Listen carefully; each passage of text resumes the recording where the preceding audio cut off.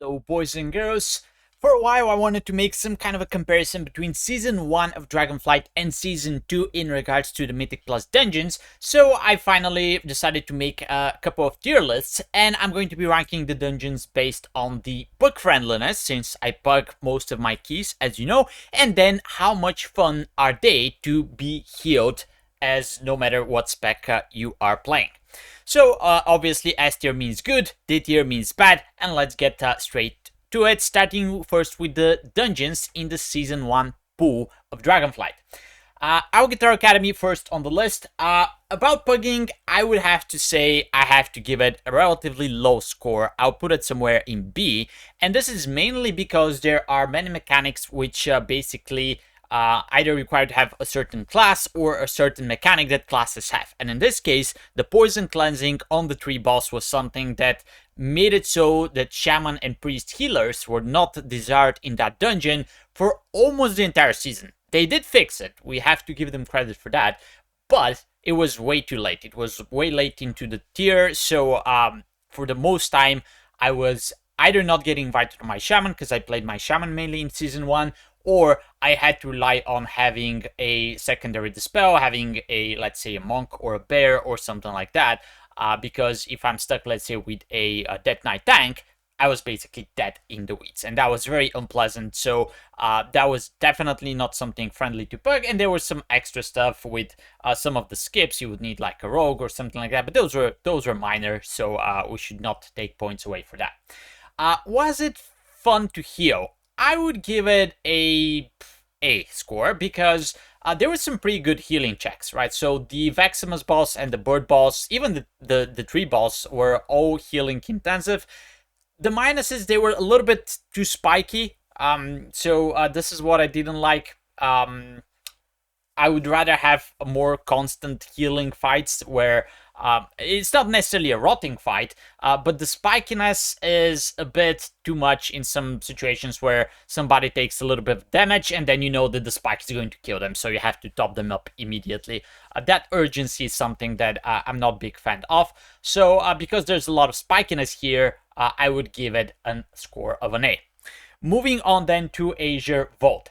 Azure Vault, I think, was quite friendly to be bugged. There were no certain requirements for a specific class or a specific mechanic that you would need to have in there, so we could even go ahead and give this an S tier. It was a relatively fun dungeon. The only minus was basically the second boss with all the chaos there, with the ads, the orbs going around, the swirlies on the ground. That was a bit unenjoyable, because there was a lot of RNG, and then people would start running in different directions, and they would get out of range for you to heal. So from that perspective, I would give it an A here. And it's just because of that second fight. The rest of the fights, okay, the first fight was a bit spiky, but the last two fights were quite fun to heal. The mechanics were interesting, right? So that was a relatively good dungeon in Season 1, especially because you could basically play it with any class. The only requirement there was basically your tank kind of had to be adequate, because if they were dumb, they would get one shot by some of the trash mechanics. But other than that, that was overall a very good dungeon. Then we get to Court of Stars. I don't think there were any specific requirements for Court of Stars. There were some classes that would help you. For example, with the puzzle game at the end, if you had a paladin with a shield or a DH that could identify the spy very quickly. But those were not essential to your success in the dungeon. You can go to the dungeon without having those. You would still be able to time it. So that's definitely an S tier in bugging. I don't recall anything specific that you needed. You could use some classes to do a skip here or there, but again, nothing essential for the success in the dungeon. Was it fun to heal? Somehow that was one of my favorite dungeons. So the first boss was just DPS for healers. There was not much going on there, because if people messed up, they would just die. They would just get one shot.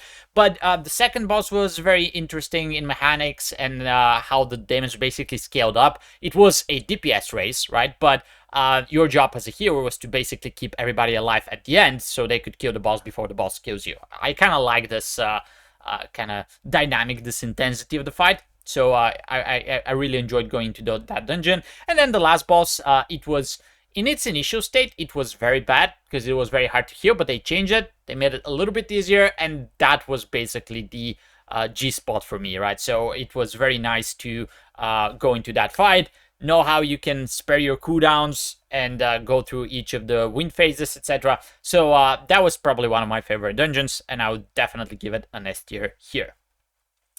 Then we go to Halls of Valor. Now, Halls of Valor, I don't recall any specific mechanics that you needed there as well. Now, if you had some kind of, let's say, a Feign Dead or a Rogue that could vanish the Fenrir jumps, that could nullify that mechanic and that would make it amazing, then it would require people to pop some defensive on the last boss. But other than that, I don't think there was anything specific that you needed, like a class that must be there or something like that. There were certain classes that help, but that's it. So I don't see any reason not to put this into S tier as well. So that goes there. As for fun in healing, I don't think I can give it an S. For several reasons. So the healing mechanics, the healing checks were pretty cool, because basically every boss was a healing check. But the last boss would require people to pop some defensives when you had too many swords out and dodging. And then depending on the class, some classes were faster getting into the runes, some were not. So you could die there. So that was not fun. And then one thing that was definitely not fun was the quaking mechanic with the affix in the Hurge bubble. So it was doable, right? But it was very hard to spread inside of the bubble, staying inside without going out and having the quaking at the same time. So those mechanics were kind of bad. So I'll give it somewhere in A, maybe worse than Algitar Academy. But yeah, few things there made it so it's not an S tier, at least for me. Feel free to let me know if you agree or disagree in the comments below. All right, that was Halls of Valor, and then we go to Nockhood Offensive. Now, Nockhood Offensive, I can give it an S for bugging, because there were a few things that were required there. So first, you kind of needed a purge for the Raging Tempest boss, right? Quite often we would do it without the purge, which in some situations was fine, but on high tyrannical keys, you kind of needed to have a purge. Now, as a shaman, I could take that talent, that was not so bad, but if you were, let's say, a paladin or something else, and you're not blood elf, so, there's certain things there that were kind of problematic. And every time you have to bring a specific class for a specific mechanic or specific boss for bugs, this is basically a nightmare.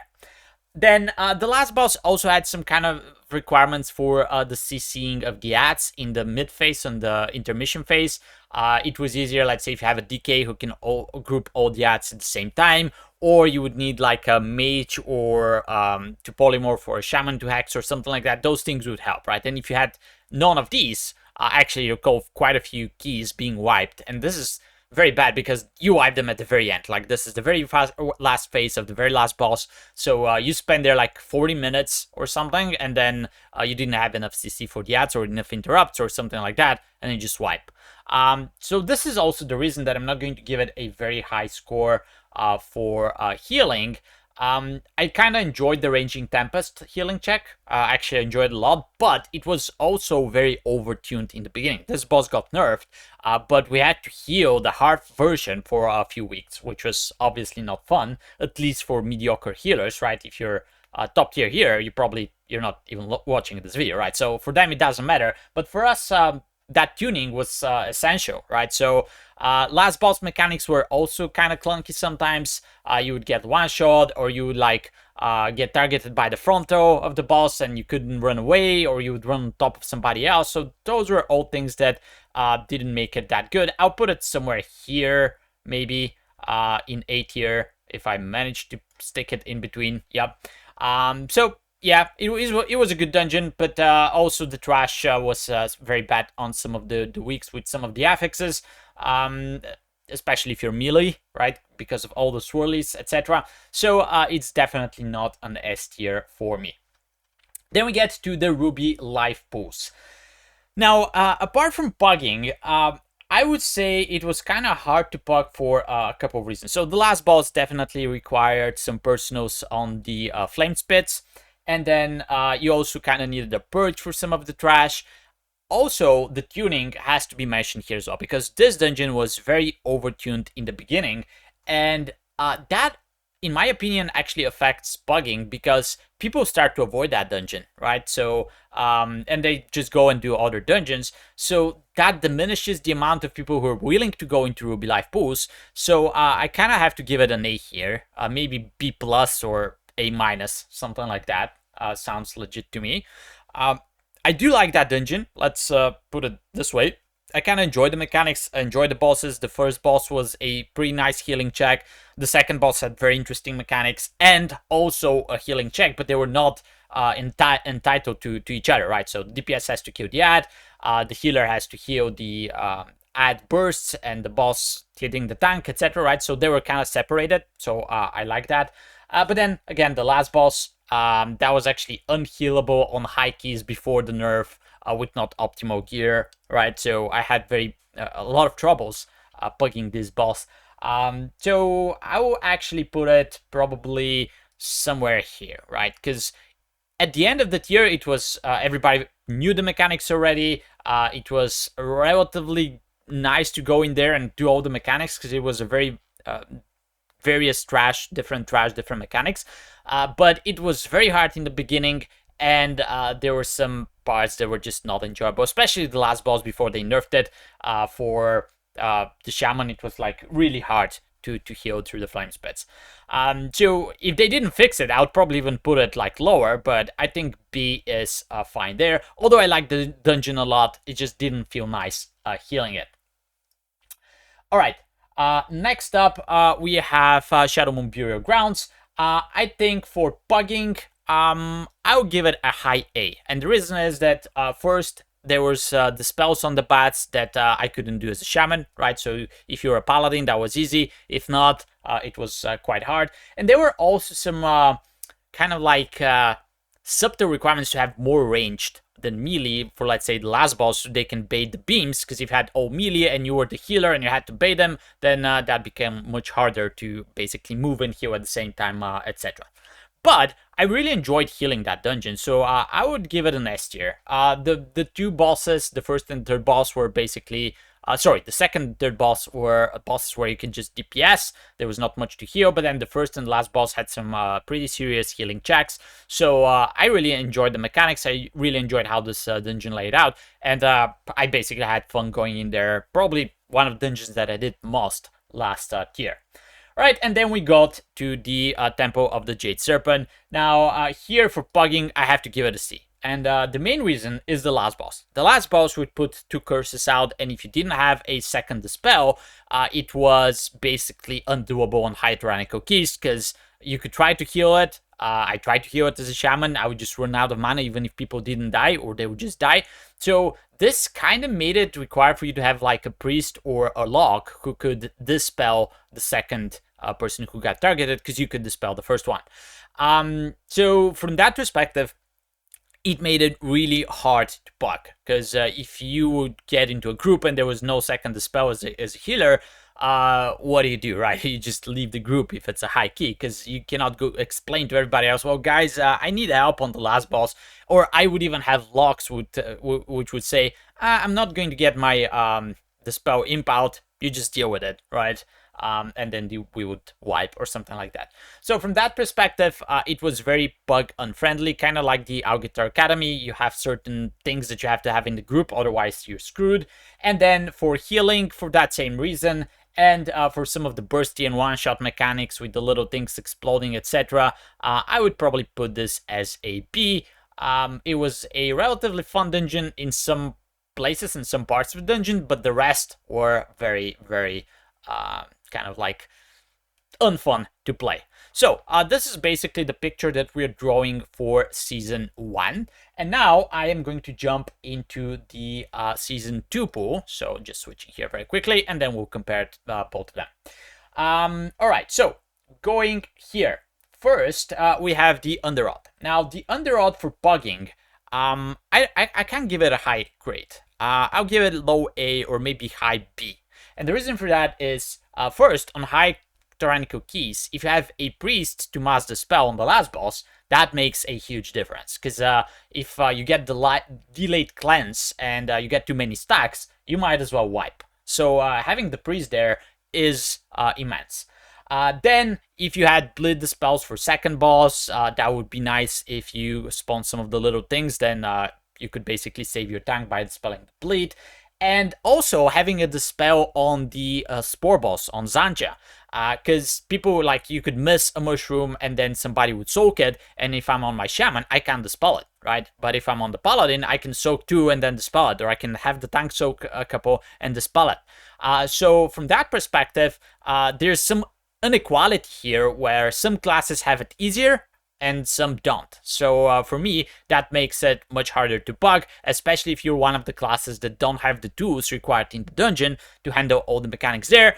Then you're basically just having a much harder time for that. And for the same reason, I'm not going to give it an A for healing, simply because obviously the third boss is actually, let me say that too, on low keys, the third boss is basically undoable, because if people don't do mechanics, you just get one-shot by the spores once they explode. And you also have pretty bad times when, let's say, it's Afflicted week, because there are quite a few things that you need to dispel in that dungeon, with the death speakers, etc. And then at the same time, Afflicted goes off and you cannot dispel it, and the rest of the team is not helping, etc. Right? So those mechanics make it a bit unfun to play, but it's a very high A, or maybe let's say minus S tier, because generally I just like that dungeon. Then we have Vortex Pinnacle.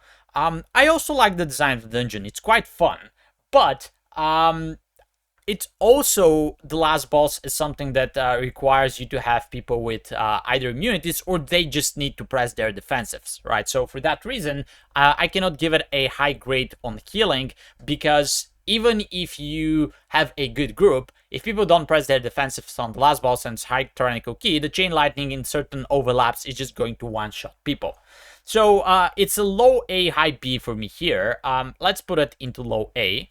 As for pugging, I guess for that same reason, it's also into the A tier. Because if you pick classes which has less defensives and things like that, or just in general, right, pugging without having the coordination and the calls for last boss makes this dungeon much harder if you're not in a coordinated group. All right, so moving on to Brackenhide Hollow. Now, Brackenhide Hollow, again, it has so many mechanics which some classes trivialize, right? So I have to give it a low B for several reasons. So first, if you have no dispel for the disease, like if you're a shaman or something like that, then the trash is so much harder once the withering debuffs go off, etc. And like, it's the difference between running this on my shaman and my paladin, just from the trash perspective, is so huge, because on the shaman, I am healing my heart out on the trash, trying to keep everybody alive. On the paladin, I just dispel people one by one, even before they reach 10 stacks of the debuff, and I'm just chilling. Also, the first boss is very different for different classes. Like, if you have a paladin and you get all the bleeds, you can pop one, you can bubble yourself, you can lay on hands the other one, right? So you just press 3 buttons and you get 3 of the debuffs off. On other classes, you have to be healing without any other options of dispelling the debuff, etc., right? So there's also inequality there based on the type of classes and the type of players that you bring. So just because of that, it's a very low B for me, because it is not friendly to pug. You just prefer certain classes over others, which is, in my opinion, very bad design, and it's pushing pugs away. Then for healing, I kind of like it, but then there's a lot of mechanics where the hero gets blamed. So, for example, if the totem on the last boss explodes, you can salvage the situation, right? It is a DPS failure, but you can try to heal through it, and then if you don't, it's your own fault, right? First boss, same thing. If people use defensives or you have the bobs, etc., it's quite easy to go through. Otherwise, you have to heal a lot, and sometimes somebody will just die because you cannot stop them off. The trash without the spell is also very unhappy place to be if you're healing, so I'll just put this into B. I kind of like the dungeon overall, but those designs, those mechanics are something that just, you know, if I'm not playing my paladin, for example, I just don't want to go there on my shaman or my monk, just because of the spells and the other reasons that I mentioned. All right, moving on to Freehold. I don't think Freehold has any requirements to have a specific class for a specific mechanic. So I guess I can put it as into pugging. There's no problems going there into any kind of composition. Then for healing, we can give it a low S or a high A. The reason is that there's first RNG on the first boss, right? On the high keys, if he targets somebody twice in a row or something, they can die on a high tyrannical key. The sharks killing people is also something that you cannot do much about as a healer, right? You can try to like bait and get the sharks and kite them into the pools, but I just had very bad experience with people just standing there getting eaten by the sharks. And then on the last boss, you have to basically heal while moving, which is very easy for Paladin. But let's say if you're a Shaman, it's not so easy. Especially in the later phases of the boss. And then there's also the Afflicted Affix with the Dispels on the last trash over there. If you don't have people helping, then it's quite hard to do that trash pulls. And even having freedom for the traps or being Tiger's Lust as a monk can save people on the trash pools in the early parts of the dungeon, while if you are, let's say, a shaman, there's not much you can do. So from that perspective, I'll give it a high A. It's close to S, but in my eyes, not enough.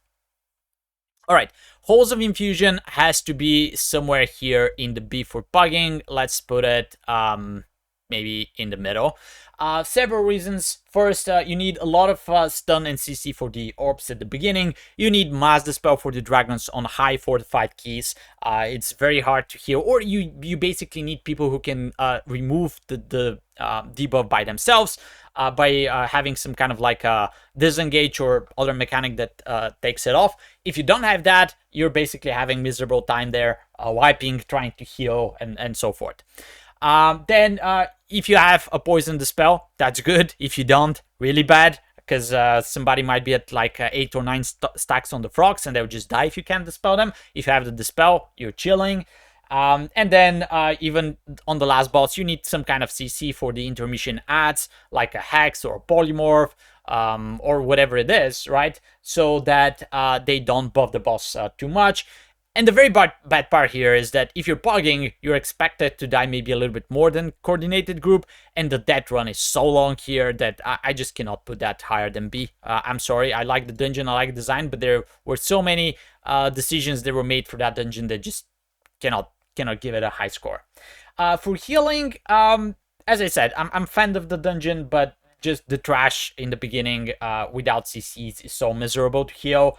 The first boss you have to heal on the move again. If you're paladin, good, but if you get the debuff and then you're running as a shaman, it makes it extremely difficult. And then healing the dragons and the gauntlet is definitely something that I'm not fan of. So high B, low A. What do we do here? Let's do a high B here. All right, then we go to Udaman. Now, Udaman is my least... okay, so this is messed up here, but let's do it this way. So Udaman is going to be next. And for Udaman, pugging is immensely bad. There's several reasons for that. So first, if you have a bleed the spell for the third boss, then you're chilling, right? If you don't have like bop or immunities, then you have to heal through the debuffs, and that makes it extremely difficult if you don't have a good CC to stun the stomps as well. So there's a lot of coordination there required, a lot of people pressing buttons which are not dependent on you as a healer, a lot of classes required, and also the last boss, let's mention the last boss, the time sync debuff, many classes could actually get rid of it, but many cannot. So depending on your composition, if you have to heal through two of those, it makes the fight even close to impossible for like pugs into low 20s. But if everybody removes the debuff, basically there's just nothing for you to heal except of the knockback. So the difference there from having the correct group with the correct classes to not having it is, it's basically if everybody's removing the time sinks and the bleeds, it's an S tier. But if not, it's just so bad, right? So from the same reason, I'm going to give it a C for healing. I'm basically avoiding this, especially if I see that there's not enough people to remove the bleed on the last boss. It's just miserable times if people don't do mechanics, and it's not bad if people do them, but in pugs, there's only that high that your expectations could go, right? All right, then we move to Neltarian's Lair. Now, there are some things in Neltarian's Lair which require to have specific classes. For example, you need a Mind Suit to make some of the skips, so you can skip some of the Pelters. The Poison Dispel for the third boss is kind of required in some situations. You kind of need to have CC for the Pelters if you pull them, and the Grubs. And then, of course, the tuning there was dismal in the beginning, because this dungeon was basically undoable before the first nerfs. So I'll give it a low A here for those reasons. And the healing has to be, again, very low for those same reasons. So the tuning was insane in the beginning. Pelters killing people left and right, and people, not targeting the correct mob. Pelters just start jumping around, etc. The Scorpions at the end do a ton of damage, which is also random. And even the last boss being moved by the tank, all those things make it not fun for me to heal in many situations. So this is also one of the dungeons that I'm kind of avoiding most of the time, just because if people don't play well and then don't use defensives on trash, they'll just die on high keys. So I'll give it a C as well. And then we are left with Neltaras. Now, Neltaras also had problems with tuning in the beginning. It also requires you to have, let's say, a D-Curse for last boss, which makes it much easier. If you have bleed removal for some of the Dragon Strikes, and also if you have Feign Death or Invisibility for the Forge boss, and you can basically negate the mechanic where he throws the shield, that makes it much easier, right? So from that perspective, it cannot be as, because if you have certain classes, the dungeon is much easier. You can do it without them, so I'll give it a very high A, but that inequality is still there, and it makes it feel bad if you're playing certain classes over others. And then for healing, that could go into S. I kind of like let's do 1 S at least, right? But although for me it's a high A. But I kind of like the bosses. All of them are quite intense on the healing part. They have interesting mechanics. So of course, people need to play correctly for you to be fine. If you get, let's say, the charge on the last boss, or if people pop too many chains on the second boss, then that's problematic. But other than that, it's quite a fun dungeon to heal. All right, so that's the big picture that we're drawing. So now let's go and compare. So this is the bugging list for Dragonflight Season 1. This is the bugging for Dragonflight Season 2. So if we put them next to each other, as you can see, of course, that's my personal opinion, but it seems like Season 1 was much friendlier to bug. They were like, these dungeons are placed much higher than these dungeons. So from that perspective, I hope that they actually fix this for the third season. I hope the dungeons are a little bit more bug friendly. I'm sure that high-end teams have blast this season, but I don't, because bugging some of those keys is just dismal. And then let's go to the fun of healing those dungeons. I guess there's also some precedence for Season 1. Much more dungeons were enjoyable to heal, and as you can see, we have 2 in C tier here, which makes it feel quite bad if you're a healer. All right, quite a long video today. Let me know if you agree, let me know if you disagree, let me know what you think about all of these things, and if you would change some of the positions in the tier lists. And I'll see you guys in the next video. Until then, take care and happy king.